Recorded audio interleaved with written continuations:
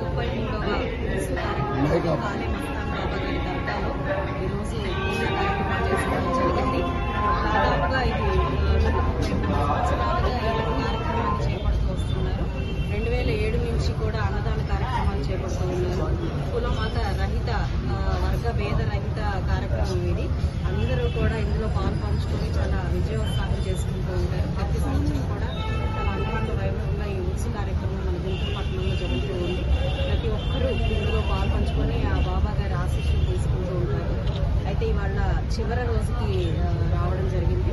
చివరి రోజు ముగింపు కార్యక్రమంగా ఈరోజు పూజా కార్యక్రమాలు నిర్వర్తించి అన్నదాన కార్యక్రమాలు ఏర్పాటు చేసి చాదర్ అనేది పరిచి ఆ బాబా గారికి నివాళులు అర్పిస్తూ ఉంటారు. సో అందరూ కూడా పెద్ద ఎత్తున పాల్పంచుకొని కులమత రహితంగా ఇక్కడ వచ్చి ఆయన యొక్క ఆశీర్వాదం తీసుకోవడం నిజంగా గొప్ప కారణం.